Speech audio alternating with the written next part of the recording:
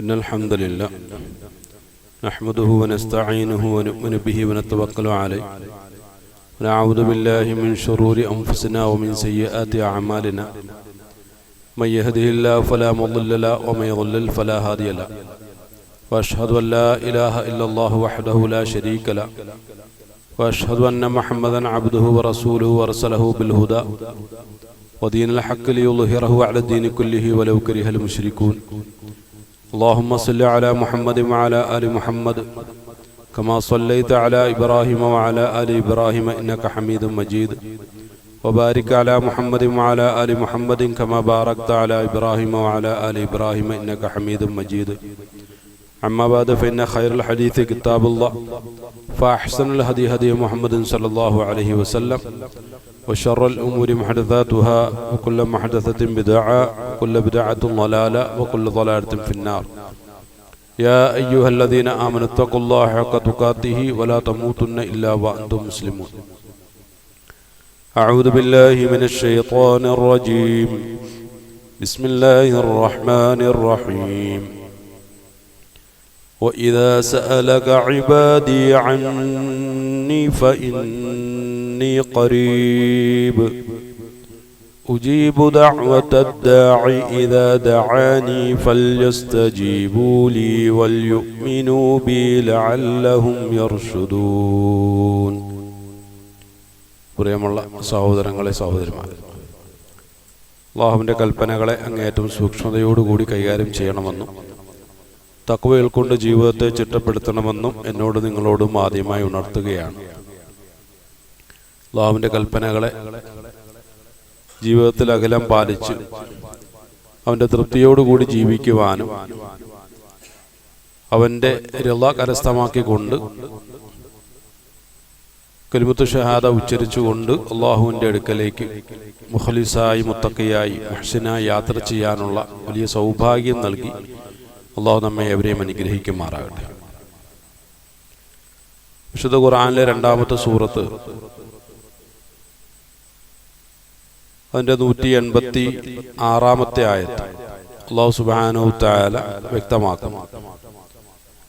അഊദു ബില്ലാഹി മിനശ് ശൈത്വാനിർ റജീം വഇദാ സഅലക ഇബാദി അന്നി ഫഇന്നി ഖരീബ് ഉജീബു ദഅവത ദാഇ ഇദാ ദഅാനി ഫൽയസ്തജീബൂ ലീ വൽയുഅ്മിനൂ ബി ലഅല്ലഹും യർഷുദൂൻ. ഈ ഒരു ആയത്ത് പരിശോധിക്കുമ്പോൾ റസൂലുള്ളാഹി സ്വല്ലല്ലാഹു അലൈഹി വസല്ലമയോട് അല്ലാഹു സുബ്ഹാനഹു തആല അല്ലാഹുവിൻ്റെ പ്രിയപ്പെട്ട അബ്ദുകളായ മനുഷ്യർക്ക് പറഞ്ഞു കൊടുക്കാനായി നിർദ്ദേശിക്കുന്ന ഒരായത്താണ്. അള്ളാഹുവിൻ്റെ പ്രിയപ്പെട്ട അബ്ദുകളിൽപ്പെട്ട ആരെങ്കിലും അള്ളാഹുവിനെ കുറിച്ച് റസൂലുള്ളാഹി സ്വല്ലല്ലാഹു അലൈഹി വസല്ലമയോട് ചോദിച്ചാൽ ഏത് നിലയ്ക്കാണ് അള്ളാഹുവിനെ കുറിച്ച് പരിചയപ്പെടുത്തി കൊടുക്കേണ്ടത്, അതാണ് ഈ ഒരു ആയത്തിലൂടെ അള്ളാഹു നമ്മെ ബോധ്യപ്പെടുത്തുന്നത്. ഇദാ സഅലക,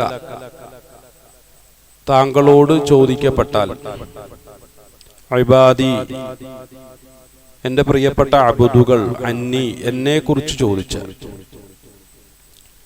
ഫഇന്നി, നിശ്ചയമായും അപ്പോൾ താങ്കൾ പറയേണ്ടത് ഫഇന്നി ഖരീബ്,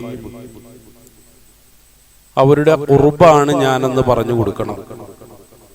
ഖുർബ് എന്ന് പറഞ്ഞാൽ ഭൗതിക ലോകത്ത് നമുക്ക് നിർവചിക്കാൻ കഴിയാത്ത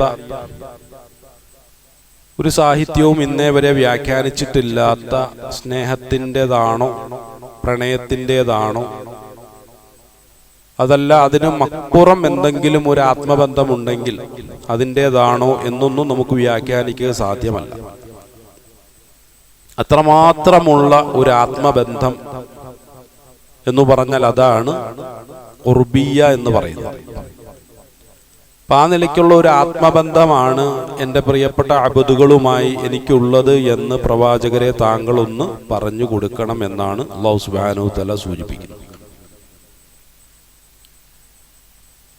അതിനുശേഷം പറയുന്നു ഉജീബു,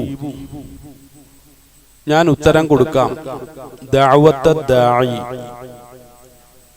എൻ്റെ പ്രിയപ്പെട്ട അബ്ദുകൾ എന്നോട് ദുആ ചെയ്യുന്ന അവസരങ്ങൾ, ഇദാ ദഅാനി, അവൻ ദുആ ചെയ്യുന്ന അവസരങ്ങളിലൊക്കെ അവന് നാം ഉത്തരം കൊടുക്കാമെന്നുകൂടി അവരോടൊന്ന് പറയണം. ഫലസ്തജീബൂലി, ആ നിലയ്ക്ക് അവർ എനിക്ക് ഉത്തരം നൽകട്ടെ. വൽയുഅ്മിനൂ ബി, എന്നിൽ അവർ ഈമാൻ കൊള്ളുകയും ചെയ്യട്ടെ. ലഅല്ലഹും യർഷുദൂൻ, ഇർഷാദാത്തിന് ഏറ്റവും പറ്റിയ ഒരു മാർഗം ഇതാണ്, അഥവാ സന്മാർഗ ദർശനം അവരിൽ ഉണ്ടാകാൻ വളരെയധികം സാധ്യത ഇതിലൂടെ കാണുന്നു എന്നുള്ള നിലയ്ക്കാണ് ഖുർആൻ ഇവിടെ സൂചിപ്പിക്കുന്നത്. വിശുദ്ധ ഖുർആൻ അത്യന്തം നമ്മെ ബോധ്യപ്പെടുത്തുന്ന പ്രധാനപ്പെട്ട വിഷയം ഈമാനിനെ കുറിച്ചും ഹിദായത്തിനെ കുറിച്ചുമൊക്കെയുള്ള കാര്യങ്ങളാണ്. ഓരോ മനുഷ്യരുടെ വിഷയത്തിലും അള്ളാഹുവിനെ സംബന്ധിച്ചിടത്തോളം വലിയ ആഗ്രഹമുണ്ട്, വലിയ താല്പര്യമുണ്ട്. അത് ഏത് തെറ്റിന്റെ കൊടുമുടിയിൽ കഴിയുന്നവനായിരുന്നാലും, അല്ലെങ്കിൽ അള്ളാഹുവുമായി വിട്ടകന്ന് എത്രമാത്രം തെറ്റിന്റെ ആഴങ്ങളിലേക്ക് പതിച്ചുകൊണ്ടിരിക്കുന്നവനായിരുന്നാലും, ആ ഓരോ വ്യക്തിയുടെ വിഷയത്തിൽ പോലും അള്ളാഹുവിന് വല്ലാത്തൊരു പ്രതീക്ഷയാണ്, എന്തെങ്കിലും അവൻ എന്നിലേക്ക് മടങ്ങി വരുമെന്നുള്ള ഒരു പ്രതീക്ഷ. അതുകൊണ്ട് തന്നെ റസൂലുള്ളാഹി സ്വല്ലല്ലാഹു അലൈഹി വസല്ലം അതിന്റെ ഒരു ഫലമായിട്ട് നമ്മെ ബോധ്യപ്പെടുത്തുന്നത്, നിങ്ങൾ കാരണം ആരെങ്കിലും അള്ളാഹുവിന്റെ വഴിയിലേക്ക് വന്നാൽ, നമ്മളുടെ ഉപദേശങ്ങൾ കൊണ്ടായിരിക്കാം, നിർദ്ദേശങ്ങൾ കൊണ്ടായിരിക്കാം, അല്ലെങ്കിൽ നമ്മൾ പങ്കെടുത്തുകൊണ്ടിരിക്കുന്ന ഖുർആന്റെ വഴികളിലേക്ക് ആരെങ്കിലും കൂട്ടിക്കൊണ്ട് വരുന്ന രൂപത്തിലായിരിക്കും. അങ്ങനെ അള്ളാഹുവിലേക്ക് ഒരു വ്യക്തിയെ നമ്മൾ അടുപ്പിച്ചാൽ 7 പ്രപഞ്ചങ്ങളെ കുറിച്ചുള്ള സങ്കല്പമാണ് ഇന്ന് മോഡേൺ ഫിസിക്സ് മുന്നോട്ട് വയ്ക്കുന്നത്. ഒരു പ്രപഞ്ചം എന്ന് പറഞ്ഞാൽ നമ്മുടെ പ്രപഞ്ചത്തെക്കാളും ഇരട്ടിയായി വരുന്നതാണ്. ഒന്നാമത്തെ പ്രപഞ്ചത്തെക്കാളും 7 ഇരട്ടി വരും 7ാമത്തെ പ്രപഞ്ചം. മൾട്ടിവേഴ്സ് എന്നൊക്കെയാണ് അതിനെക്കുറിച്ചുള്ള സങ്കല്പമായിട്ട് ഇത് നമുക്ക് സയൻസിന്റെ ലോകത്ത് കാണാൻ കഴിയുന്നത്. നമ്മുടെ വിഷയം അതല്ല. അപ്പൊ 7 പ്രപഞ്ചങ്ങളെയും ഈ ഭൂമിയെയും ഒക്കെ ഉൾക്കൊള്ളുന്ന, ഭൂമി അടക്കമുള്ള 7 പ്രപഞ്ചങ്ങളെ ഉൾക്കൊള്ളുന്ന അത്രയും സൽക്കർമ്മം അള്ളാഹു അവന് വേണ്ടി നിശ്ചയിക്കുന്നതാണ്, വഅദ ചെയ്തിരിക്കുന്നതാണ് എന്ന് റസൂലുള്ളാഹി സ്വല്ലല്ലാഹു അലൈഹി വസല്ലം പറയുമ്പോൾ, നമുക്ക് കിട്ടാവുന്ന ഒരു പ്രതിഫലം എന്നുള്ളതിനപ്പുറം ആ പ്രതിഫലത്തിനെ നമ്മെ അർഹമാക്കിയത് എന്തൊന്നാണ് എന്നതിനെ കുറിച്ചാണ് വിഷയവുമായി ബന്ധപ്പെട്ട് നാം ഒന്ന് വിലയിരുത്തി നോക്കേണ്ടത്. മറ്റൊന്നുമല്ല, അള്ളാഹുവിലേക്ക് ഒരു വ്യക്തിക്ക് അടുപ്പമുണ്ടായി. ഓരോ ആളുകളുടെയും വിഷയത്തിൽ അള്ളാഹു ഇങ്ങനെ പ്രതീക്ഷയോടുകൂടി കാത്തിരിക്കുകയാണ്. അവൻ ഇപ്പോൾ എന്നിലേക്ക് തിരിയും.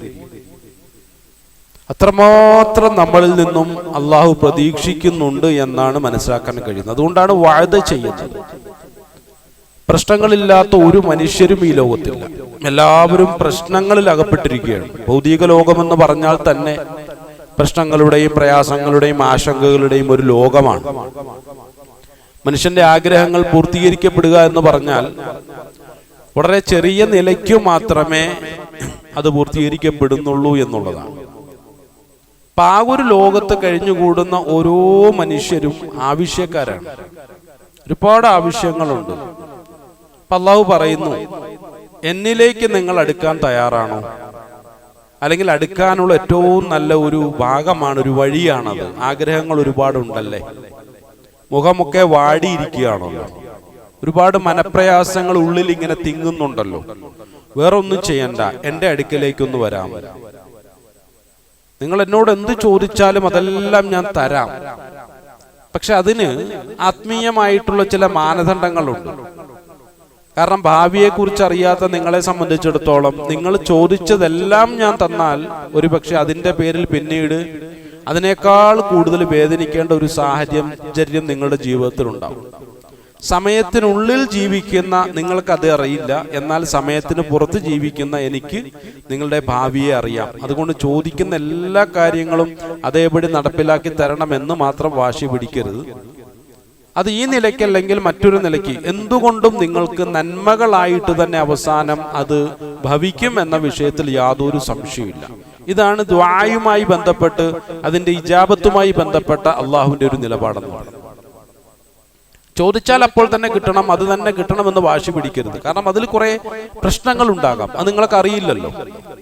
അത് ഞാൻ തരാം, ഏറ്റവും നല്ല രൂപത്തിൽ, സൗകര്യപ്രദമായ രൂപത്തിൽ, നിങ്ങൾക്ക് ഏറ്റവും നല്ലതായ രൂപത്തിൽ ഞാൻ തരാം. പക്ഷെ ആ നിലയ്ക്ക് തന്നെ ഇപ്പോൾ തന്നെ കിട്ടണമെന്ന് വാശി പിടിക്കാൻ പാടില്ല. ഉറപ്പായും നിങ്ങളുടെ ഓരോ ആളുകളുടെയും ദുആ വളരെ ശ്രദ്ധയോടുകൂടി പ്രതീക്ഷയോടുകൂടി ഞാൻ കേൾക്കുന്നുണ്ട്, അതിന് ഉത്തരം നൽകാമെന്ന് അല്ലാഹു സുബ്ഹാനഹു വ തആല പറഞ്ഞിട്ട് അതിലൂടെയാണ് ഒരു ആത്മബന്ധം നമുക്കിടയിൽ ഉണ്ടാക്കുന്നത്. മറ്റൊന്ന്, രണ്ടാമത്തെ സൂറത്തായ സൂറത്തുൽ ബഖറയിലെ 186 ആയത്താണെന്നുള്ള കാര്യം സൂചിപ്പിക്കപ്പെട്ടു. എന്നാൽ ഈ ആയത്ത് അല്ലാഹു സുബ്ഹാനഹു വ തആല ഉൾപ്പെടുത്തിയിട്ടുള്ള ഒരു പ്രത്യേകത കൂടിയുണ്ട്. കാരണം രണ്ടാമത്തെ സൂറത്തിന്റെ 183 മുതൽ ഉള്ള ആയത്തുകൾ നാം ഒന്ന് പരിശോധിച്ച് നോക്കിയാൽ അതൊക്കെയും റമളാനിന്റെ പ്രധാനുഷ്ഠാനവുമായി ബന്ധപ്പെട്ട വിഷയങ്ങളാണ് ചർച്ച ചെയ്യുന്നത്. യാ അയ്യുഹല്ലദീന ആമനൂ കുതിബ അലൈക്കുമുസ് സിയാം എന്ന് പറഞ്ഞിട്ട് ചർച്ച വഴിമാറുകയാണ്. അതുവരെ വസിയ്യത്തിനെ കുറിച്ചും അതുപോലെ തന്നെ ഖിസാസിനെ കുറിച്ചുള്ള ചർച്ചകളിലൂടെ സൂറത്തുൽ ബഖറ ഇങ്ങനെ വന്നുകൊണ്ടിരിക്കുകയാണ്. പെട്ടെന്ന് എന്ത് ചെയ്യുന്നു, ആ ചർച്ച അവസാനിപ്പിച്ചിട്ട് 183 ആയത്തോടുകൂടി നോമ്പിന്റെ ചർച്ചയിലേക്ക് കടക്കുകയാണ്. അതിനുശേഷം നോമ്പിൽ യാത്ര ചെയ്യുന്ന ആളുകൾക്ക് നോമ്പ് പിടിക്കേണ്ടതില്ല, രോഗികളാണോ പിടിക്കേണ്ടതില്ല, വിഷമിക്കേണ്ടതില്ല എന്നുള്ള ചില ആശ്വാസ വചനങ്ങളും നമുക്ക് എന്ത് ചെയ്യുന്നു, അല്ലാഹു സുബ്ഹാനഹു വ തആല പറഞ്ഞു തരികയാണ്. നോമ്പ് പിടിക്കാൻ പറയുന്നതോടുകൂടി വിഷമിക്കേണ്ട കാര്യമൊന്നുമില്ല. കാരണം അതെല്ലാവരും നോമ്പ് പിടിക്കണമെന്നല്ല പറഞ്ഞത്. നല്ല ആരോഗ്യത്തോടു കൂടി നോമ്പ് പിടിക്കാൻ കഴിവും കെൽപ്പുമുള്ള ആളുകൾ മാത്രം പിടിച്ചാൽ മതി എന്നുള്ള നിലയ്ക്കുള്ള നോമ്പുകളുടെ നിയമം നമുക്ക് പറഞ്ഞു വന്നിട്ട് എന്താണ്, ഏത് മാസത്തിലാണ് ഈ നോമ്പ് നിയമമാക്കപ്പെട്ടിട്ടുള്ളത് എന്നൊക്കെ പറഞ്ഞിട്ട് ആ മാസത്തിന്റെ പ്രത്യേകതയൊക്കെ ഒന്ന് പറഞ്ഞു. അതിനെക്കുറിച്ചൊക്കെ നമ്മൾ കഴിഞ്ഞ ആഴ്ചകൾ ചർച്ച ചെയ്തു പോയതാണ്. അതിനുശേഷം അല്ലാഹു സുബ്ഹാനഹു വ തആല ഇടയിലായിട്ട് ഈ ഒരു ആയത്ത് ഉൾപ്പെടുത്തിയിരിക്കുകയാണ്.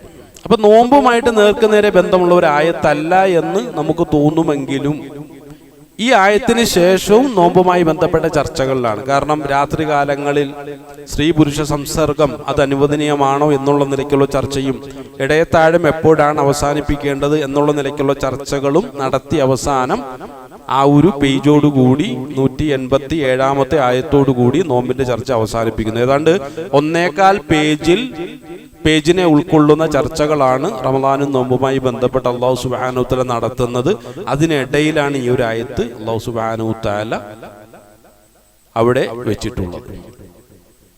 അപ്പം നേർക്ക് നേരെ ഖുർആൻ പാരായണം ചെയ്തുകൊണ്ടിരിക്കുന്ന ഒരാളെ സംബന്ധിച്ചിടത്തോളം എന്താണ് നോമ്പുമായി ബന്ധമില്ലാത്ത ഒരു ആയത്ത് അള്ളാഹു ഇടയ്ക്ക് ഉൾപ്പെടുത്തിയത് എന്ന് തെറ്റിദ്ധരിച്ചു പോകാനുള്ള സാധ്യതയുണ്ട്. പ്രിയമുള്ളവരെ, ഉപവാസം എന്ന് പറഞ്ഞാൽ അതിന് മലയാളത്തിൽ ഒരു പ്രായോഗികമായ അർത്ഥമുണ്ട്. ഉപവി എന്ന് പറഞ്ഞാൽ ദൈവം അഥവാ അള്ളാഹു എന്നാണ് അതിന്റെ അർത്ഥം.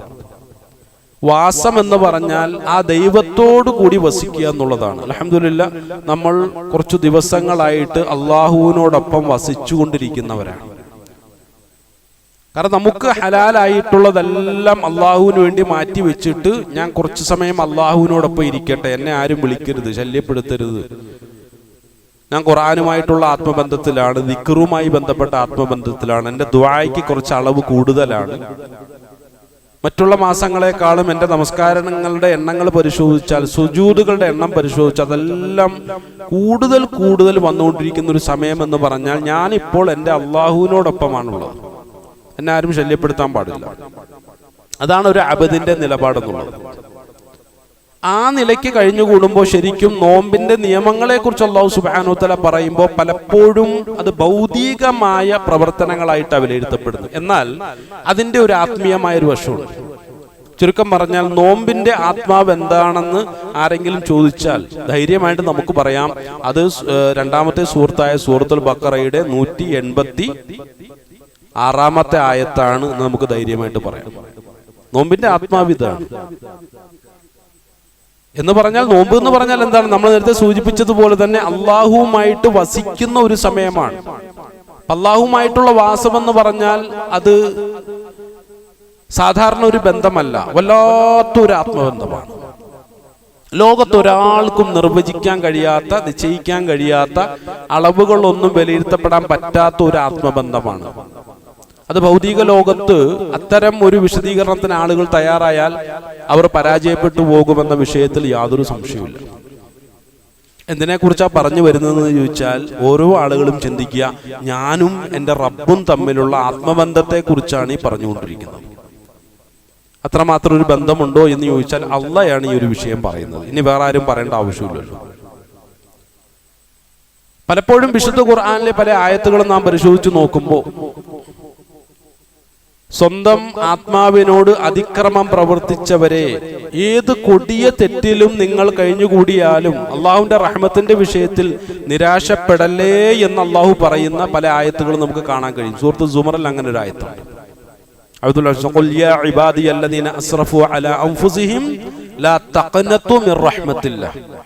അള്ളാഹുവിന്റെ റഹ്മത്തിന്റെ വിഷയത്തിൽ നിരാശപ്പെടരുത്. നിങ്ങൾ ഏത് തെറ്റിലും കഴിഞ്ഞുകൂടുന്ന ആളുകളായിക്കോട്ടെ, അത് അള്ളാഹുവിന് പ്രശ്നമല്ല.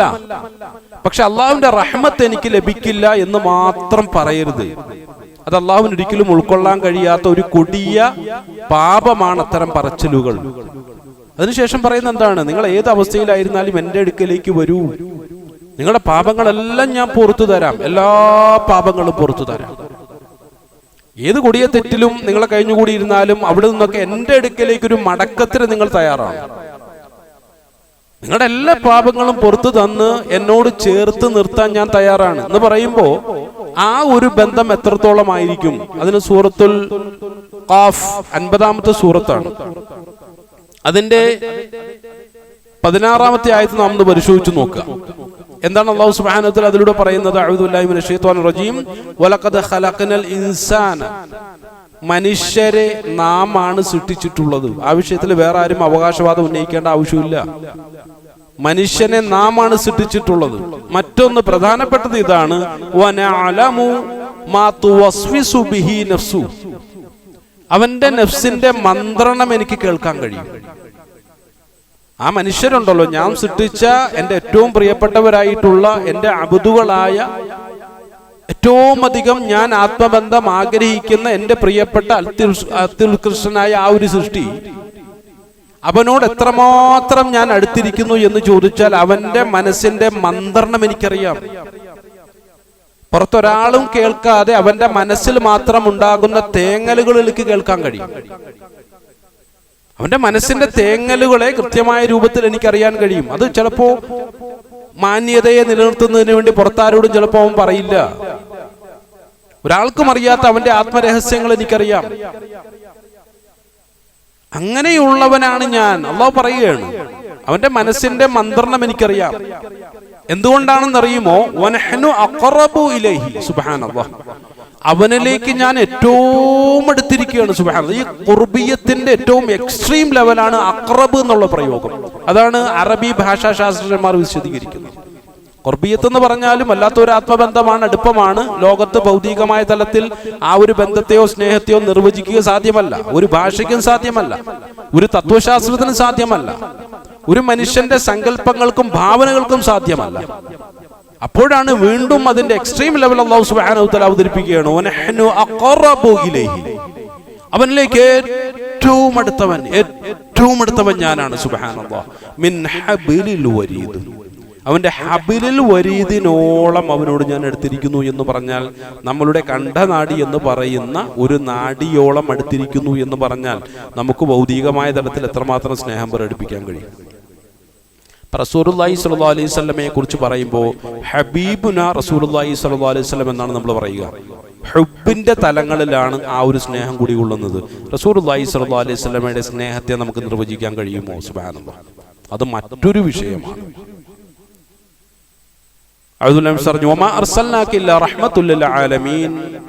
എന്ന് അല്ലാഹു സുബ്ഹാനഹു തആല വലിയ അംഗീകാരം കൊടുത്ത റസൂലുള്ളാഹി സ്വല്ലല്ലാഹു അലൈഹി വസല്ലമയുടെ റഹ്മത്തിന്റെ പ്രകടനം ആ സ്നേഹത്തിലൂടെയാണ് ലോകം ആസ്വദിച്ചതും കണ്ടതും മനസ്സിലാക്കിയത്. എന്തൊരു സ്നേഹമാണ്! കാരണം ഏതൊരു വ്യക്തിയും മരണത്തിന്റെ വേളയിൽ സ്വന്തത്തെ മറന്നു, മറ്റുള്ളതിനെയൊക്കെ മറന്നിട്ട് യാ നഫ്സിയിലേക്ക് മടങ്ങും എന്നാ പറയുക. അതെല്ലാവരും അങ്ങനെ തന്നെയാണ്. അതിൽ ആരെയും കുറ്റപ്പെടുത്തിയിട്ട് കാര്യമില്ല. കാരണം മാനസിക നില ആ ഒരു അവസ്ഥയിലേക്ക് മാറുന്നതാണ്. അവിടെ മക്കളെന്നോ ഭാര്യയെന്നോ മാതാപിതാക്കളെന്നോ ഒന്നുമില്ല. എല്ലാ ബന്ധങ്ങളുടെയും കെട്ടുകൾ അഴിഞ്ഞു വീഴുന്ന ഒരു സന്ദർഭം.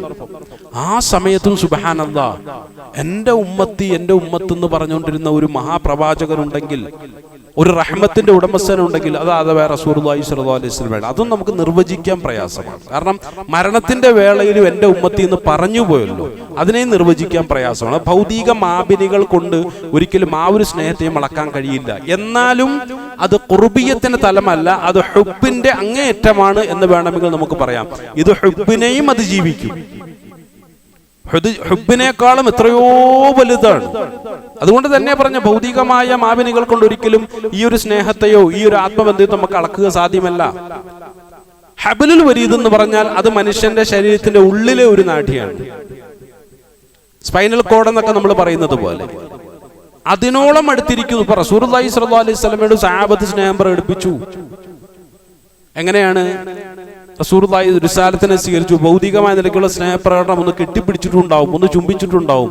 അതിനപ്പുറത്തേക്ക് എങ്ങനെ ബന്ധപ്പെടാൻ കഴിയുക ഒരു മനുഷ്യനെ സംബന്ധിച്ചിടത്തോളം? അല്ലാഹു സുബ്ഹാനഹു തആല നമ്മളുമായി ചേർന്ന് അവസാനം ശരീരത്തിനുള്ളിലേക്ക് അതിങ്ങനെ കടന്നു വരും. സുബ്ഹാനല്ലാഹ്, നമ്മുടെ സ്പൈനൽ കോഡിനോളം നമ്മളിലേക്ക് അടുത്ത് വരും എന്നാണ്. അതിനപ്പുറത്തേക്ക് ഇനി പറയേണ്ട ആവശ്യമുണ്ടോ? ഇത് ഖുർആനാണ് പറയുന്നത്. കേവലം ഒരു സാഹിത്യകാരന്റെ ഭാവനയിൽ നിന്നും ഉരുത്തിരിഞ്ഞ ആശയമല്ല. അല്ലാഹു സുബ്ഹാനഹു വതആല നേരിട്ട് പറയാണ്, ഇത്രമാത്രം ഒരു ആത്മബന്ധം സ്ഥാപിക്കാൻ ഞാനിതാ നിങ്ങളിലേക്ക് ആഗ്രഹിച്ചുകൊണ്ടേയിരിക്കുന്നു. നിങ്ങൾ തയ്യാറാണോ ഇല്ലയോ എന്നുള്ള ഒരൊറ്റ വിഷയം മാത്രമേ ഇവിടെ ഉള്ളൂ. സുബ്ഹാനല്ലാഹ്. പ്രിയമുള്ളവരെ, ലോകത്ത് പലപ്പോഴും വളരെ ആസൂത്രിതമായി നടക്കുന്ന ചില പ്രവർത്തനങ്ങൾ, അതിനെ നമ്മൾ തിരിച്ചറിയാതെ പോകരുത്. ഈ അടുത്ത കാലത്ത് നല്ല നിരീക്ഷകർ വളരെ കൃത്യമായ രൂപത്തിൽ അതിനെക്കുറിച്ച് വിശദീകരിച്ചതാണ്. നമ്മൾ തിരിച്ചറിയാതെ പോകാൻ പാടില്ല. എന്താണെന്നറിയുമോ? ദൈവകോപത്തെ കൂടുതലായി അവതരിപ്പിക്കുന്നതിന്റെ പിന്നിൽ ഒരു ആസൂത്രണമുണ്ട് എന്നാണ് പറയപ്പെടുന്നത്. ദൈവകോപം ഇപ്പൊ ഈ അടുത്ത കാലത്ത് ഞാൻ പറഞ്ഞു പോയിട്ടുണ്ടോ എന്ന് എനിക്കറിയില്ല, പറഞ്ഞിട്ടുണ്ടെങ്കിൽ നിങ്ങൾ മാപ്പാക്കണം. റമദാൻ മാസത്തില് മുമ്പ് പഠിച്ചുകൊണ്ടിരുന്ന ഒരു കാലഘട്ടത്തിൽ കോഴിക്കോട് വെച്ച് ഒരു പള്ളിയിൽ, അവിടെ റമദാൻ മാസമായി കഴിഞ്ഞാൽ എല്ലാ ളുഹറിന് ശേഷവും ദീനുമായി ബന്ധപ്പെട്ട ക്ലാസ്സുകൾ ഉണ്ടാവും. അവിടെ ഒരു പണ്ഡിതൻ വരുന്നുണ്ട് എന്നുള്ള വിവരം കിട്ടി. ഒരു പണ്ഡിതൻ വന്നു, എന്തായാലും ക്ലാസ് കേട്ട് കളയാമെന്ന് വിചാരിച്ചിട്ട് അവിടെ ഇരുന്നതാണ്. അവിടെ പുഷ്പ ജംഗ്ഷനിലുള്ള ഒരു പള്ളിയാണ്, ഇന്ന് ഓർമ്മയുണ്ട്. അപ്പൊ ആ പള്ളിയിൽ അതിനുശേഷം ഒരു പണ്ഡിതൻ വന്നു, അറിയപ്പെടുന്ന ഒരു പണ്ഡിതനാണ്. അദ്ദേഹത്തിന്റെ ഒരു ക്ലാസ് നടക്കുകയാണ്. അപ്പൊ ക്ലാസ് നടക്കുന്ന സമയത്ത് അദ്ദേഹം ഉപയോഗിച്ച ഒരു ആയത്ത് എന്നുള്ളത്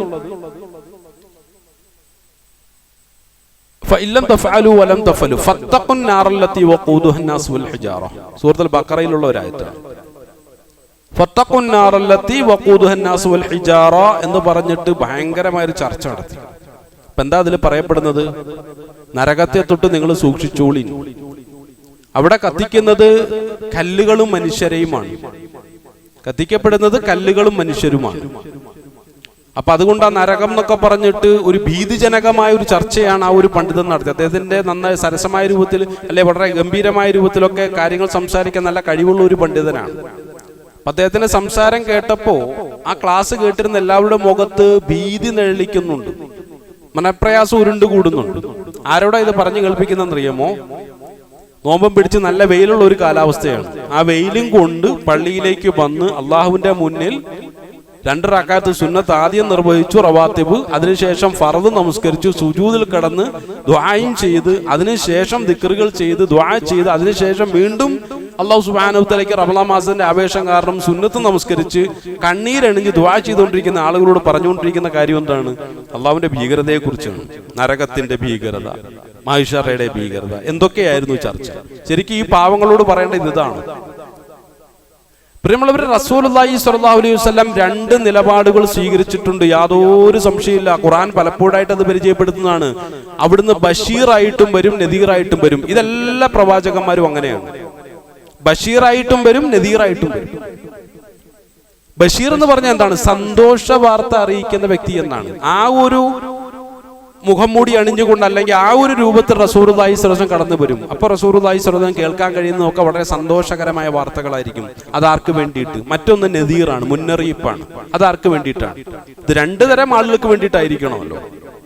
അല്ലാഹു സുബ്ഹാനഹു തആലയുടെ അല്ലെങ്കിൽ ഖുർആന്റെ ആഹ്വാനങ്ങൾ സ്വീകരിക്കാതെ താന്തോന്നികളായി ജീവിക്കുന്ന ആളുകളോട് മുന്നറിയിപ്പ് കൊടുക്കേണ്ടി വരും. നിങ്ങൾ സൂക്ഷിക്കണം കേട്ടോ, നോമ്പ് പിടിക്കാതെ നടക്കരുത്, നമസ്കരിക്കാതെ നടക്കരുത്, നാളെ പരലോകത്ത് ഇന്ന പ്രശ്നങ്ങളുണ്ടാവും. ഇങ്ങനെ ദീനുമായി ബന്ധപ്പെടാത്ത ആളുകളോട് അല്ലെങ്കിൽ ദീനിനെ എതിർത്തുകൊണ്ടിരിക്കുന്ന അല്പസ്വല്പം നിരീശ്വരവാദ ശൈലിയിലൊക്കെ സംസാരിക്കുന്ന ആളുകളോട് മുന്നറിയിപ്പ് കൊടുക്കേണ്ട ആവശ്യമുണ്ട്. അതേസമയത്ത് ദീനിനെ ഉൾക്കൊണ്ട്, ഖുർആനെ ഉൾക്കൊണ്ട്, റസൂലുള്ളാഹി സ്വല്ലല്ലാഹു അലൈഹി വസല്ലമയെ നെഞ്ചിലേറ്റി അത് കേവലം ഒരു വികാര പ്രകടനം എന്നുള്ളതിനപ്പുറം അത് പ്രായോഗികമായ തലത്തിൽ ദീനിനെ നടപ്പിലാക്കുന്ന വിഷയത്തിൽ റസൂലുള്ളാഹി സ്വല്ലല്ലാഹു അലൈഹി വസല്ലമയെ നെഞ്ചിലേറ്റുന്ന ആളുകൾക്ക് എന്താണ് കേൾക്കേണ്ടത്?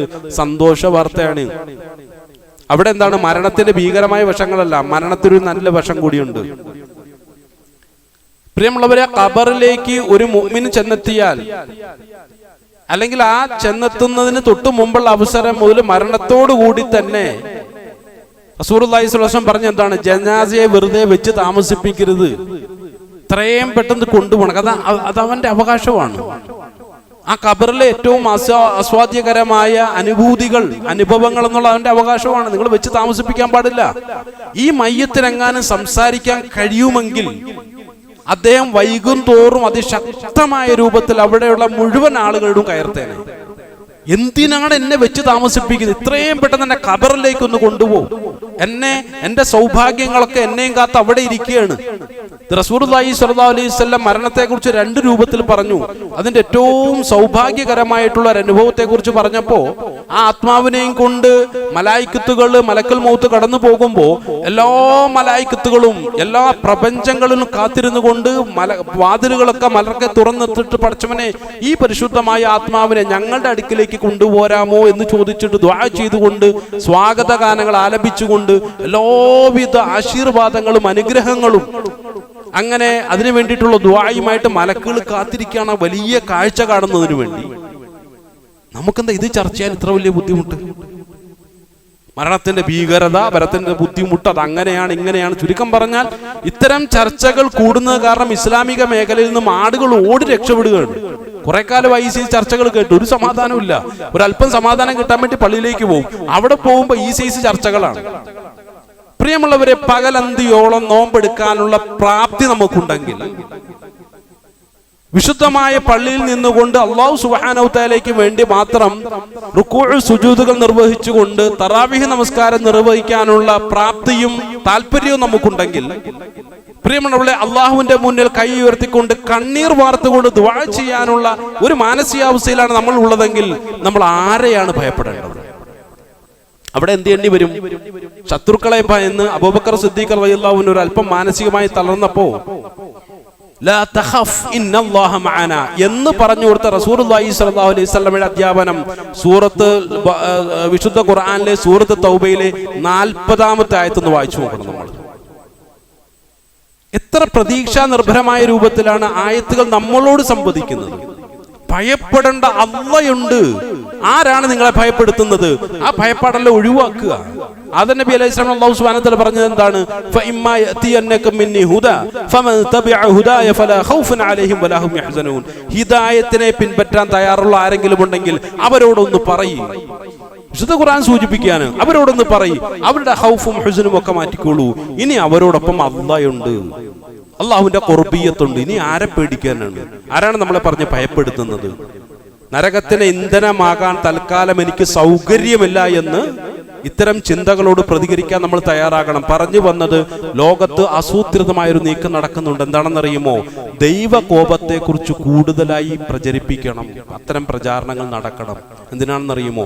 അല്ലാഹു അല്ലാത്ത മറ്റുള്ള ചില പ്രതീക്ഷകളിലേക്ക് ആളുകളെ നയിക്കാൻ വേണ്ടിയിട്ടാണ്. പ്രിയമുള്ളവരെ, അത്തരം അബദ്ധങ്ങളിലും അപകടങ്ങളും നമ്മൾ വീണു പോകാൻ പാടില്ല. അതിനെന്ത് ചെയ്യണം? ഖുർആനെ നെഞ്ചിലേറ്റുക. എന്റെ അള്ളാഹുവിനെ ഞാൻ മനസ്സിലാക്കിക്കോളാം. അതെന്റെ അള്ളാഹ് തന്നെ പറയട്ടെ, വേറെ ആരും പറഞ്ഞു തരേണ്ട ആവശ്യമില്ല. എന്റെ ഹബീബായ റസൂലുള്ളാഹി സ്വല്ലല്ലാഹു അലൈഹി വസല്ലം പറയട്ടെ, എന്റെ അള്ളാഹ് ആരാണെന്ന് വേറെ ആരും എനിക്ക് പറഞ്ഞു തരേണ്ട ആവശ്യമില്ല. അത് നമ്മളുടെ ഒരു തീരുമാനമാണ് ആയിരിക്കണം, ദൃഢനിശ്ചയമായിരിക്കണം. ആ ഒരു തീരുമാനത്തിൽ നമ്മൾ അടിയുറച്ചു നിൽക്കുക എന്നുള്ളതാണ്. മറ്റൊരു സന്ദർഭത്തിൽ മൂസാ നബി അലൈഹിസ്സലാം, ഹാറൂൻ നബി അലൈഹിസ്സലാം ഫിറഔന്റെ അടുക്കലേക്ക് പോകണമെന്ന് പറഞ്ഞ് ഒരല്പം മനപ്രയാസത്തിലാണ്. എന്താ, അവർക്ക് ഈമാന്റെ കുറവുണ്ടോ? ചിലപ്പോൾ ഇങ്ങനെയുള്ള ആളുകൾ വന്നിട്ട് പറയാം, നിങ്ങൾക്ക് ഈമാനില്ല കേട്ടോ, നിങ്ങൾക്ക് ഈമാനില്ല, നിങ്ങളുടെ കാര്യം വലിയ കഷ്ടമാണ്, നിങ്ങളുടെ ഖബർ മോശമായിരിക്കും, നിങ്ങളുടെ പരലോകം മോശമായിരിക്കും നിങ്ങളുടെ നരക കുണ്ടിൽ കിടന്നിട്ട് കത്തിയാളേണ്ടവരാണ് നിങ്ങളെന്നൊക്കെ പറഞ്ഞ് ചിലപ്പോൾ ഈ സീസൺ മാനസിക രോഗികൾ വന്നിട്ട് അനാവശ്യമായ രൂപത്തിൽ ചിലപ്പോൾ മൂസാ നബി അലൈഹി സ്വലാമയും ഹാറൂൻ നബി അലൈഹി സ്വലാമയും ദുർവ്യാഖ്യാനിച്ചു കളയും. എന്നാൽ അള്ളാഹ് പറയുന്നു, ഖാല, നിങ്ങൾക്ക് മനപ്രയാസമുണ്ടോ? എന്തെങ്കിലും ബുദ്ധിമുട്ടുകളുണ്ടോ? ഫിർഔനെ നേരിടാനുള്ള പ്രയാസങ്ങളും ഭയവും ഉണ്ടോ? അള്ളാഹ് പറയുന്നു, ഖാല ലാ തഖാഫ, നിങ്ങൾ ഭയപ്പെടണ്ട, ഇന്നനി മഅകും അസ്മഉ വഅറാ, ഞാൻ നിങ്ങളോടൊപ്പം ഉണ്ട്. നിങ്ങൾ എന്തൊക്കെയാണ് കാണുന്നത്, എന്തൊക്കെയാണ് എന്നുള്ളതിൽ കൃത്യമായ എല്ലാം ഞാൻ കാണുകയും എല്ലാം ഞാൻ കേൾക്കുകയും ചെയ്യുന്നുണ്ട്. നിങ്ങൾ പൊയ്ക്കോളീ, ഞാൻ നിങ്ങളോടൊപ്പം ഉണ്ട്. സുബ്ഹാനല്ലാഹ്, എത്ര സുന്ദരമായ ആശ്വാസത്തിന്റെ വചനങ്ങളാണ്. റസൂലുള്ളാഹി സ്വല്ലല്ലാഹു അലൈഹി വസല്ലമയോട് പോയിട്ട് നമ്മളൊന്ന് ചോദിക്കണം, അല്ലാഹുവിന്റെ റസൂൽ സ്വല്ലല്ലാഹു അലൈഹി വസല്ലം, എന്താണ് ഞാനും അള്ളാഹുവും തമ്മിലുള്ള ഒരു ആത്മബന്ധത്തെക്കുറിച്ചൊന്ന് പറഞ്ഞു തരുമോ? എന്താണ് ഞാനും അള്ളാഹുവും തമ്മിലുള്ള ബന്ധം? എന്തൊക്കെയോ ആവശ്യമില്ലാത്ത കുറേ ചർച്ചകൾ ഞാൻ കേൾക്കുന്നുണ്ട് പ്രവാചകരെ. അവിടുന്ന് ഇതിനൊരു പരിഹാരമുണ്ടാക്കി തരണം. കാരണം എന്താണെന്ന് ചോദിച്ചു കഴിഞ്ഞാൽ, ആസൂത്രിതമായ നീക്കം ഇതാണ്. അള്ളാഹു സുബ്ഹാനഹു തആല ഭീകരനായിട്ട് അവതരിപ്പിക്കുക. അവസാനം ചർച്ച ഏത് രൂപത്തിലാണെന്നറിയോ? അള്ളാഹുവിൽ നമുക്ക് പ്രതീക്ഷയില്ല. പ്രിയമുള്ളവർ, ഈ ചർച്ച വളരെ ആസൂത്രിതമായിട്ട് ഈ ഒരു പ്രവർത്തനം നടക്കുന്നു എന്നാണ് നിരീക്ഷകർ പറയുന്നത്. അവസാനം ഇത്തരം ഭീകരമായ ചർച്ചകൾ നടത്തിയിട്ട് അവസാനം ചെന്നെത്തുന്നത് ഒരേ ഒരു പോയിന്റിലാണ്. ആ പോയിന്റ് അങ്ങേറ്റം അപകടകരമാണ്, ഖുർആനിക വിരുദ്ധമാണ്, ഹദീസിന് വിരുദ്ധമാണ്. എന്താണെന്ന് അറിയുമോ? അള്ളാഹു ഭയങ്കര ഭീകരനാണ് കേട്ടോ. അള്ളാഹു കടുത്ത രൂപത്തിൽ ശിക്ഷിക്കുന്നത് ശരിയാണ്, അള്ളാഹ് അങ്ങനെ പറഞ്ഞിട്ടുണ്ട്. പക്ഷെ ആരുടെ വിഷയത്തിലാണ്? മുഅ്മിനീങ്ങളുടെ വിഷയത്തിലാണോ? പകലന്തിയോളം നോമ്പും പിടിച്ച് അള്ളാഹുവിനോട് കരഞ്ഞു ദുആ ചെയ്യുന്ന ആളുകളുടെ വിഷയത്തിലാണോ? തറാവീന് വേണ്ടി റുകൂഉം സുജൂദും ആവർത്തിച്ച് നിർവഹിക്കുന്ന മഹത്തുക്കളുടെ വിഷയത്തിലാണോ? ഒരിക്കലുമല്ല. ഖുർആൻ അങ്ങനെ എവിടെയും പറഞ്ഞിട്ടില്ല. ഒരൊറ്റ ആയത്ത് പോലും നമുക്ക് കണ്ടെത്താൻ കഴിയില്ല. ഇങ്ങനെയുള്ള മഹത്തുക്കളെ കുറിച്ച് അല്ലാഹു സുബ്ഹാനഹു വതആല പറയുന്നത് നല്ല സന്തോഷകരമായ വാർത്തയാണ്. പ്രവാചകരെ പറയെന്ന് പറഞ്ഞിട്ട് എത്ര സന്തോഷകരവും നല്ല പരലോകത്ത് അവർക്ക് ലഭിക്കുന്ന നല്ല സന്തോഷ വാർത്തകളെ കുറിച്ചും നിഅമത്തുകളെ കുറിച്ചും പ്രവാചകരെ പറഞ്ഞു കേൾപ്പിക്കുന്നു പറഞ്ഞിട്ട് ഒരുപാട് പറഞ്ഞു കേൾപ്പിക്കുന്നു. സുബ്ഹാനല്ലാഹ്, ചിന്തിക്കാനുള്ള തൗഫീഖ് നൽകി അല്ലാഹു നമ്മെ അനുഗ്രഹിക്കുമാറാകട്ടെ. ഈ ചർച്ചകളൊക്കെ കേട്ട് മനം എടുത്തിട്ട് നമുക്ക് എന്ത് ചെയ്യാം? റസൂലുള്ളാഹി സ്വല്ലല്ലാഹു അലൈഹി വസല്ലം അടുക്കലേക്ക് ഒന്ന് പോകാം. അല്ലാഹുവിന്റെ റസൂൽ സ്വല്ലല്ലാഹു അലൈഹി വസല്ലം, ഞങ്ങൾ എന്താണ് ഈ കേട്ടുകൊണ്ടിരിക്കുന്നത്? ഒരു പരിഹാരം വേണമല്ലോ. അപ്പോൾ തന്നെ പറയുന്നു, യഖൂലുല്ലാഹു തആല, അല്ലാഹ് പറഞ്ഞതായിട്ട് ഞാൻ നിങ്ങളോടൊന്ന് പറഞ്ഞു തരട്ടെ. റസൂലുള്ളാഹി സ്വല്ലല്ലാഹു അലൈഹി വസല്ലം സംസാരിക്കുകയാണ്. ആര് പറഞ്ഞു? അല്ലാഹ് പറഞ്ഞത്. ഹദീസിന് ഒരു പ്രത്യേകതയുണ്ട്. സാധാരണ ഖാല റസൂലുള്ളാഹി സ്വല്ലല്ലാഹു അലൈഹി വസല്ലം എന്ന് പറഞ്ഞിട്ടാണ് ഹദീസ് ആരംഭിക്കുക. ഇവിടെ പറയുന്നത് എങ്ങനെയാണ്? യഖൂലുല്ലാഹു തആല, അല്ലാഹു സുബ്ഹാനഹു വ തആല പറഞ്ഞു, ഞാൻ പറഞ്ഞു തരട്ടെ. അന ഇൻദ ളന്നി അബ്ദീ ബി, എന്റെ പ്രിയപ്പെട്ട അബ്ദിന് എന്നെക്കുറിച്ച് എന്ത് ധാരണയാണ് എന്നെക്കുറിച്ചുള്ളത്? സുബ്ഹാനല്ലാഹ്, നമ്മൾ ചിന്തിക്കേണ്ട വിഷയമാണ്. എന്റെ അബ്ദിന് എന്നെക്കുറിച്ച് എന്ത് ധാരണയാണോ ഉള്ളത്, ഞാൻ അവന്റെ അടുക്കൽ അതായിരിക്കും. അപ്പൊ ബുദ്ധിപൂർവമായൊരു നീക്കം ഇവിടെ ആവശ്യമാണ്. എന്റെ റബ്ബിനെ കുറിച്ച് എന്റെ മനസ്സിൽ എന്ത് ധാരണയാണുള്ളത്? ഓരോ ആളുകളൊന്ന് ചിന്തിച്ചു നോക്കി. ഭീകരനാണോ അല്ലാഹ്? പ്രിയമുള്ളവരെ, അപകടം പിടിച്ചതാണ് ആ കാഴ്ചപ്പാട്. കാരണം എന്റെ അബ്ദിന് എന്നെ കുറിച്ച് എന്ത് ധാരണയാണോ ഉള്ളത്, അതേ ധാരണയിൽ തന്നെയായിരിക്കും അവന്റെ അടുക്കൽ ഞാൻ പ്രതികരിക്കുക, പെരുമാറുക. അതുകൊണ്ട് അള്ളാഹു അങ്ങേറ്റത്തെ കാരുണ്യവാണ്, റഹ്മാൻ റഹീമാണ്. ഒരു വേള റസൂലുള്ളാഹി സ്വല്ലല്ലാഹു അലൈഹി വസല്ലം സഹാബത്തിനോട് പറഞ്ഞു, അള്ളാഹുവിന് സിഫത്തുകൾ ധാരാളമുണ്ട്. ആ സിഫത്തുകളിൽ ഏറ്റവും അധികം എനിക്ക് ഇഷ്ടമുള്ള സിഫത്തുകൾ ഏതൊക്കെയാണെന്ന് അറിയുമോ പ്രവാചകരെ? ജിബ്രീൽ അലൈഹിസ്സലാം വന്നത് തന്നെ അതിനു വേണ്ടിയിട്ടാണ്, അത് ചോദിക്കാൻ വേണ്ടിയിട്ടാണ്. ഇത്രയും അധികം സിഫത്തുകൾ ഉള്ളതിൽ ഏറ്റവും കൂടുതൽ എനിക്ക് റാസിഖുണ്ട്, നാസിറുണ്ട്, ഒരുപാട് സിഫത്തുകളുണ്ട്. ഏറ്റവും കൂടുതൽ എനിക്ക് ഇഷ്ടമുള്ള സിഫത്ത് ഏതാണെന്ന് പ്രവാചകരെ താങ്കൾക്കറിയുമോ? അള്ളാഹ് ചോദിക്കുകയാണ്. റസൂലുള്ളാഹി സ്വല്ലല്ലാഹു അലൈഹി വസല്ലം പറഞ്ഞു, അറിയില്ല. അള്ളാഹു പറഞ്ഞാലല്ലേ അറിയുള്ളൂ. അപ്പൊ അള്ളാഹ് പറയാണ്, റഹ്മാനും റഹീമുമാണ് എനിക്ക് ഏറ്റവും ഇഷ്ടമുള്ള സിഫത്ത്. പ്രിയമുള്ളവരെ, പ്രയോജനപ്പെടുത്താൻ നമ്മൾ തയ്യാറാണ്. അള്ളാഹുവിന് ഏറ്റവും ഇഷ്ടമുള്ള ആ രണ്ടു സിഫത്തിനെ മുൻനിർത്തിക്കൊണ്ട് നമ്മളുടെ ശിഷ്ടകാലം പ്രയോജനപ്പെടുത്താൻ നമ്മൾ തയ്യാറാണോ അല്ലയോ? റഹ്മാൻ റഹീമിന്റെ അർത്ഥം കാരുണ്യമാണ്, നിറഞ്ഞ കാരുണ്യം. ലോകത്ത് ഒന്നിനും വ്യാഖ്യാനിക്കാൻ കഴിയാത്ത അത്രമാത്രം സങ്കല്പങ്ങളും വലിയ തത്വങ്ങളെ ഉൾക്കൊള്ളുന്ന വലിയ കാരുണ്യത്തിന്റെ ഒരു സങ്കല്പമാണ്. ആ കാരുണ്യത്തെ പ്രയോജനപ്പെടുത്താൻ നമ്മൾ തയ്യാറാണോ? ഏതൊരു ദുആയിലും നമ്മൾ ഇങ്ങനെ പറയും, അർഹമുർ റഹീമായ തമ്പുരാനെ, അല്ലെങ്കിൽ റഹ്മാനുർ റഹീമുമായ തമ്പുരാൻ എന്ന് പറഞ്ഞിട്ട് നമ്മൾ ദുആ ചെയ്യും. അള്ളാഹുവിന് അത്രയും ദുആ ഭയങ്കര ഇഷ്ടമാണ്. അല്ലെങ്കിൽ തന്നെ ദുആ ഇഷ്ടമാണ്, പക്ഷെ അതിനോടുകൂടി അള്ളാഹുവിന് ഏറ്റവും ഉള്ള സിഫത്തിനെയും കൂടെ മുൻനിർത്തി ദുആ ചെയ്തു കഴിഞ്ഞാൽ അള്ളാഹുവിന് അതിനോട് വല്ലാത്ത ഇഷ്ടമാണെന്ന അതിലെ റസൂലുള്ളാഹി സ്വല്ലല്ലാഹു അലൈഹി വസല്ലം പറഞ്ഞു. അതുകൊണ്ട് പ്രിയമുള്ളവരെ, അള്ളാഹുവിന്റെ കാരുണ്യത്തെ കുറിച്ച് കൂടുതൽ ചിന്തിക്കും. അള്ളാഹ് പറഞ്ഞതുപോലെ ലാ തഖനതു മിർ റഹ്മത്തില്ല, എൻ്റെ കാരുണ്യത്തിന്റെ വിഷയത്തിൽ നിങ്ങൾ നിരാശരാകല്ലേ. എങ്കിൽ നിരാശരാക്കാൻ വേണ്ടിയിട്ടാണ് ലോകത്ത് നടന്നുകൊണ്ടിരിക്കുന്ന പ്രവർത്തനങ്ങൾ. അള്ളാഹുവിൽ നമുക്ക് പ്രതീക്ഷയില്ല, പിന്നെയും പ്രതീക്ഷ ആരിലാണ്? നമുക്കൊരു കാര്യം ചെയ്യാം, റസൂലുള്ളാഹി സ്വല്ലല്ലാഹു അലൈഹി വസല്ലമയെ പിടിക്കാം. റസൂലുള്ളാഹി സ്വല്ലല്ലാഹു അലൈഹി വസല്ലം അവിടുത്തെ അധ്യാപനങ്ങളോട് വിപരീതമായിട്ടുള്ള ഘടകവിരുദ്ധമായിട്ടുള്ള ആശയത്തിലേക്ക് വന്നിട്ട് റസൂലുള്ളാഹി സ്വല്ലല്ലാഹു അലൈഹി വസല്ലം മുൻനിർത്തുന്നു. എന്തിനു വേണ്ടി? ദീനിനെ ഇല്ലായ്മ ചെയ്യാനുള്ള ആസൂത്രിതമായ പ്രവർത്തനമാണ്. കാരണം മുസ്ലിമീങ്ങളെ സംബന്ധിച്ചിടത്തോളം അവർ അള്ളാഹുവിനോട് ചേർന്ന് നിൽക്കുന്ന കാലത്തോളം അവരെ ഒന്ന് തൊടാൻ പോലും തങ്ങൾക്ക് സാധ്യമല്ല എന്നുള്ള തിരിച്ചറിവിന്റെ അടിസ്ഥാനത്തിലാണ്. അള്ളാഹുവിന്റെ കാരുണ്യത്തെക്കുറിച്ച് മനസ്സിലാക്കി അള്ളാഹുവിലേക്ക് കൂടുതൽ എടുക്കുന്നതിന് വേണ്ടി വിശുദ്ധ ഖുർആനുമായി ബന്ധപ്പെട്ടുകൊണ്ടിരിക്കുന്ന കാലത്തോളം ആ മുസ്ലിമിനെ ഒന്ന് തൊടാൻ പോലും എന്തൊക്കെ തങ്ങൾ കാട്ടിക്കൂട്ടിയാലും അവരുടെ മുഖത്ത് ഭയത്തിന്റെ ഒരു ലാഞ്ചന പോലും ഇല്ലല്ലോ. ഇത് ഞങ്ങളെ വല്ലാതെ ഭയപ്പെടുത്തുന്നു. അതുകൊണ്ടും ഖുർആന്റെ വഴിയിൽ നിന്നും അള്ളാഹുവിന്റെ അരികെ നിന്നും അവരെ അകറ്റിയേ പറ്റുള്ളൂ.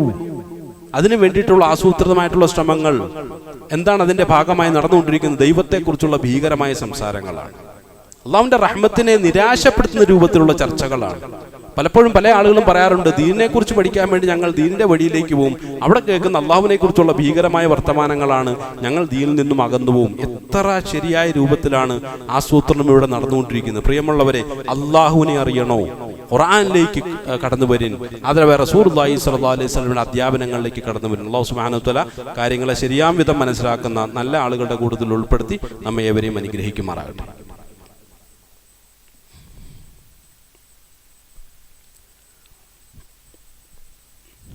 അൽഹംദുലില്ലാഹി റബ്ബിൽ ആലമീൻ, അസ്സലാത്തു വസ്സലാമു അലാ അശ്റഫിൽ മുർസലീൻ വഅലാ ആലിഹി വസഹ്ബിഹി അജ്മഈൻ, അമ്മാ ബഅദ്.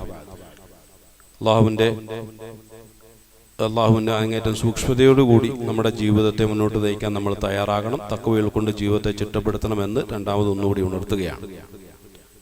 അതേപോലെ റസൂലുള്ളാഹി സ്വല്ലല്ലാഹു അലൈഹി വസല്ലമയോട് അള്ളാഹുവിൻ്റെ സ്നേഹത്തെക്കുറിച്ച് നമ്മൾ ചോദിച്ചാൽ റസൂലുള്ളാഹി സ്വല്ലല്ലാഹു അലൈഹി വസല്ലം പ്രതിവചിക്കുന്നു, അന ഇൻദ വന്യ അബ്ദീ ബി. എന്നെക്കുറിച്ച് അവർക്ക് എന്ത് ധാരണയാണോ ഉള്ളത് അത് തന്നെയായിരിക്കും അവൻ്റെ അടുക്കൽ ഞാൻ.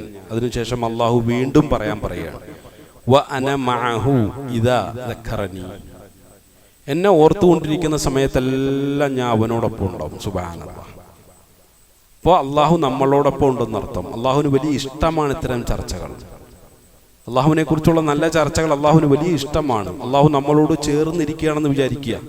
അതിനുശേഷം പറഞ്ഞു, ഫഇൻ ദക്കറനി ഫീ നഫ്സി. അവനെങ്ങാനും അവൻ്റെ ഉള്ളിൽ എന്നെ എങ്ങാനും ഓർത്താൽ ദക്കർതുഹു ഫീ നഫ്സി, എൻ്റെ മനസ്സിൽ ഞാൻ അവനെയും ഓർക്കും. എത്ര വലിയൊരു സൗഭാഗ്യമാണ്.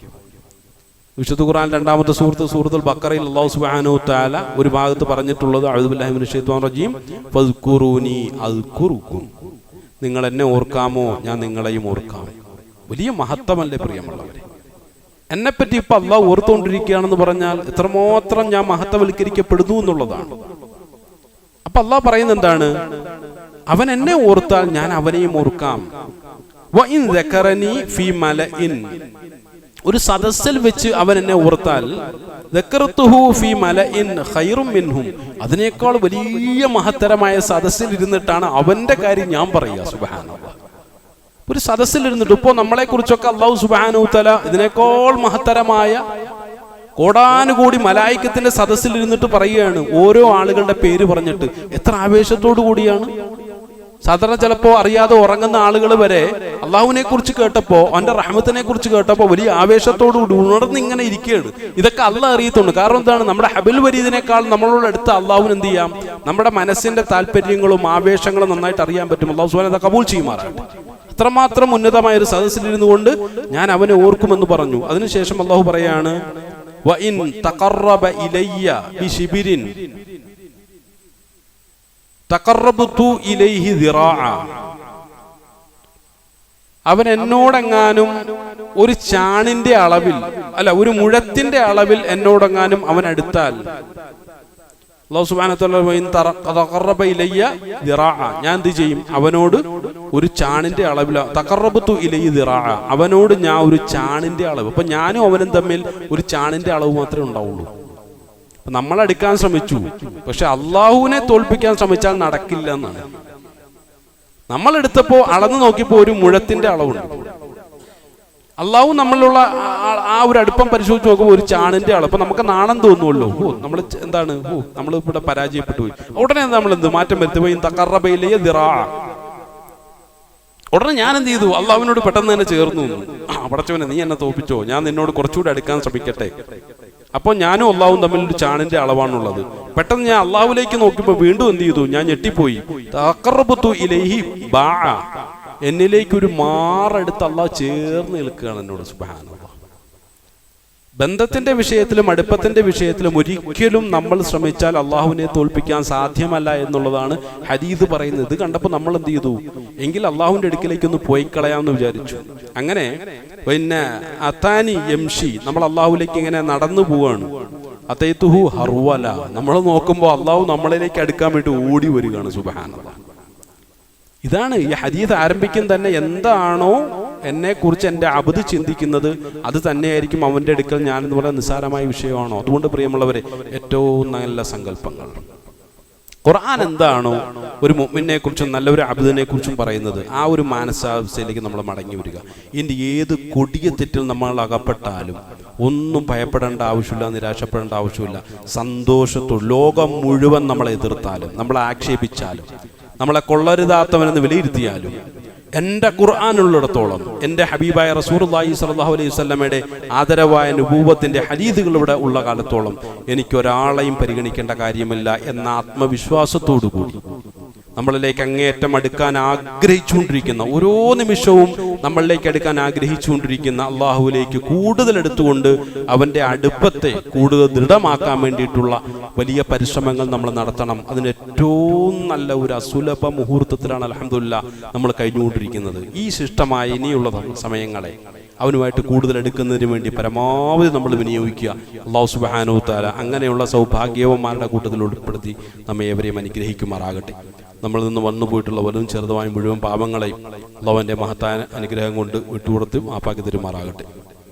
ലോകത്ത് ദുരിതങ്ങളും ബുദ്ധിമുട്ടുകളും കഷ്ടപ്പാടുകളും അനുഭവിക്കുന്ന മുഴുവൻ മുസ്ലിമീങ്ങളെയും എല്ലാവിധ പ്രയാസങ്ങളും അല്ലാഹു കരകയറ്റി അനുഗ്രഹിക്കുമാറാകട്ടെ. മുസ്ലിമായി പോയതിൻ്റെ പേരിൽ വ്യത്യസ്തമായ പ്രയാസങ്ങൾ കഴിഞ്ഞുകൂടും, പ്രത്യേകിച്ചും ജയിലുകളിൽ കഴിഞ്ഞുകൂടും നമ്മുടെ സഹോദരങ്ങളെ എല്ലാവരെയും അല്ലാഹു സുബ്ഹാനഹു വ തആല മോചനം കൊടുത്ത് സമാധാനം കൊടുത്ത് അനുഗ്രഹിക്കുമാറാകട്ടെ. നമ്മളിൽ നിന്ന് മരണപ്പെട്ടു പോയിട്ടുള്ള മുഴുവൻ ആളുകളുടെയും ഖബറുകളെ അല്ലാഹു വിശാലമാക്കുകയും അവർക്കൊക്കെ മഗ്ഫിറത്തും മർഹമത്തും കൊടുത്ത് അനുഗ്രഹിക്കുകയും ചെയ്യുമാറാകട്ടെ. പെട്ടെന്നുള്ള മരണങ്ങളിൽ നിന്നും മാരകമായ രോഗങ്ങളിൽ നിന്നും എല്ലാവിധ ബലാ മുസീബത്തുകളിൽ നിന്നും അല്ലാഹു നമ്മളെയും നമ്മുടെ കുടുംബത്തിലുള്ള നാട്ടിലുള്ള മുഴുവൻ ആളുകളെയും കാത്തുരക്ഷിച്ച് അനുഗ്രഹിക്കുമാറാകട്ടെ. ലോക മുസ്ലിമീങ്ങൾ അല്ലാഹു അനുഗ്രഹിക്കുമാറാകട്ടെ. നഷ്ടപ്പെട്ട ഇസ്സത്തിനെ ഖുർആന്റെ ഹദീസിന്റെ മേലിലൂടെ തിരിച്ചു പിടിക്കാനുള്ള തൗഫീഖും താഖത്തും കൊടുത്ത് മുസ്ലിം ലോകത്തെ അല്ലാഹു അനുഗ്രഹിക്കുമാറാകട്ടെ. اللهم اغفر للمؤمنين والمؤمنات والمسلمين والمسلمات الأحياء منهم والأموات. ربنا آتنا في الدنيا حسنة وفي الآخرة حسنة وقنا عذاب النار. آمين برحمتك يا أرحم الراحمين. الحمد لله رب العالمين.